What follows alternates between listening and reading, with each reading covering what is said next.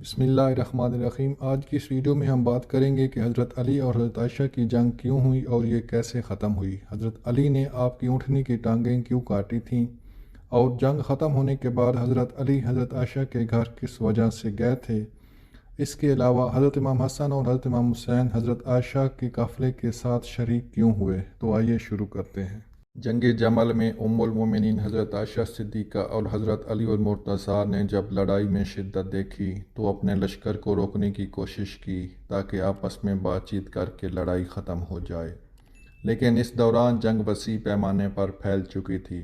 حضرت علی المرتضیٰ نے حضرت طلحہ بن عبید اللہ رضی اللہ تعالیٰ عنہ سے فرمایا، کیا تم نے میری مخالفت میں یہ کیا کیا؟ اب تم اللہ کو کیا جواب دو گے؟ کیا میں تمہارا دینی بھائی نہیں، اور کیا میرا خون تم پر اور تمہارا خون مجھ پر حرام نہیں ہے؟ حضرت طلحہ بن عبید اللہ نے کہا، کیا آپ نے حضرت عثمان غنی کے قتل کی سازش نہیں کی؟ آپ نے فرمایا، اللہ بہتر جانتا ہے، اور اللہ کی لعنت ہو عثمان کے قاتلوں پر۔ حضرت علی المرتضیٰ رضی اللہ تعالیٰ عنہ نے حضرت طلحہ بن عبید اللہ سے گفتگو کے بعد حضرت زبیر بن العوام کو مخاطب کیا اور فرمایا، اے ابو عبداللہ، کیا تمہیں وہ دن یاد ہے جب حضور کریم صلی اللہ علیہ وسلم نے تم سے فرمایا تھا، کیا تم علی کو دوست رکھتے ہو؟ تم نے کہا تھا، یا رسول اللہ صلی اللہ علیہ وسلم، میں علی کو دوست رکھتا ہوں۔ اس وقت حضور صلی اللہ علیہ وسلم نے تم سے فرمایا تھا، اے ابو عبداللہ، تم ایک دن اس سے ناحق لڑائی کرو گے۔ حضرت زبیر بن العوام نے جب حضرت علی المرتضیٰ رضی اللہ تعالیٰ عنہ کی یاد سنی تو آپ کی آنکھوں سے آنسو جاری ہو گئے، اور آپ نے حضرت علی المرتضیٰ رضی اللہ تعالیٰ عنہ سے کہا، اے ابو الحسن، آپ یہ بات مجھے مدینہ منورہ میں یاد کروا دیتے تو میں ہرگز جنگ کے لیے نہ نکلتا۔ پھر حضرت زبیر بن العوام نے جنگ سے علیحدگی اختیار کرتے ہوئے اپنے بیٹے حضرت عبداللہ بن زبیر رضی اللہ تعالیٰ عنہ کو بھی جنگ سے علیحدہ ہونے کا حکم دیا، لیکن انہوں نے انکار کر دیا۔ حضرت زبیر بن العوام میدان جنگ سے رخصت ہوئے تو حضرت طلحہ بن عبید اللہ کا بھی جنگ کا ارادہ متزلزل ہو گیا۔ ابھی آپ جنگ سے علیحدہ ہونے کے متعلق سوچ رہے تھے کہ مروان بن حکم نے زہر والا تیر آپ کو مارا، جو آپ کے گھٹنے میں پیوست ہو گیا، اور آپ کو شدید زخمی حالت میں بصرہ لے جایا گیا، جہاں آپ رضی اللہ تعالیٰ عنہ زخم کی شدت اور خون زیادہ بہہ جانے کی وجہ سے شہید ہو گئے۔ حضرت زبیر بن العوام اور حضرت طلحہ بن عبید اللہ کے بعد میدان جنگ میں ام المومنین حضرت عائشہ صدیقہ کے صرف چند جان نثار ہی باقی رہ گئے تھے۔ آپ زرہ پوش تھیں اور اپنے جان نثاروں کی حوصلہ افزائی کر رہی تھیں۔ ابن سبا نے کئی مرتبہ اپنے ساتھیوں کے ساتھ آپ پر تیروں کی بارش کی، مگر آپ کے جان نثار اپنی جانوں کا نذرانہ دیتے ہوئے آپ کی حفاظت فرما رہے تھے۔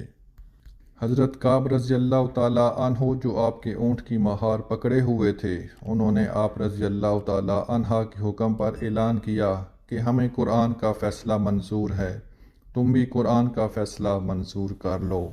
ام المومنین حضرت عائشہ صدیقہ کی حفاظت کرتے ہوئے قریباً 4000 جان نثاروں نے اپنی جان کا نذرانہ پیش کیا۔ حضرت عبداللہ بن زبیر رضی اللہ تعالیٰ عنہ بھی آپ کی حفاظت کرتے ہوئے شہید ہوئے۔ حضرت علی المرتضیٰ نے جب محسوس کیا کہ جنگ میں کمی آنے کی بجائے اس میں شدت آتی جا رہی ہے تو آپ رضی اللہ تعالیٰ عنہ خود آگے بڑھے اور ام المومنین حضرت عائشہ صدیقہ کے اونٹ کی کونچیں کاٹ دیں، جس سے اونٹ نیچے گر پڑا۔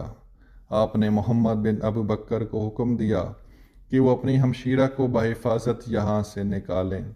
محمد بن ابو بکر نے ام المومنین حضرت عائشہ صدیقہ کو اٹھایا اور اماری کے مقام پر لے گئے، جہاں کوئی دوسرا شخص موجود نہ تھا۔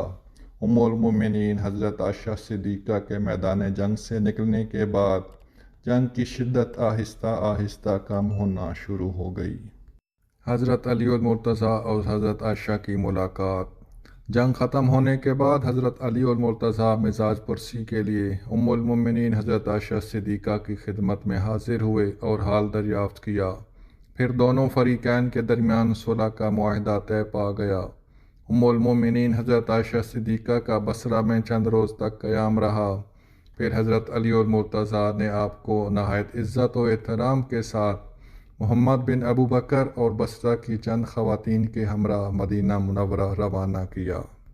حضرت علی اور مرتضیٰ اس قافلے کو رخصت کرنے کے لیے چند میل کے فاصلے پر واقع ایک منزل تک خود گئے۔ پھر حضرت علی اور مرتضیٰ نے اپنے صاحبزادوں حضرت سیدنا امام حسن اور حضرت سیدنا امام حسین علیہ السلام کو اگلی منزل تک اس قافلے کے ہمراہ روانہ کیا۔ جنگ جمل میں اکابر صحابہ کرام کی شہادت۔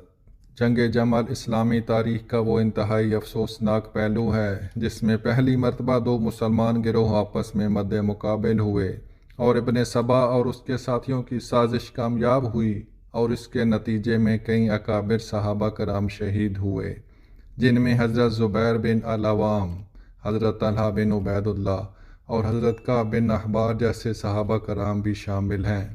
ایک روایت کے مطابق اس جنگ میں تقریباً 10,000 کے قریب مسلمان شہید ہوئے۔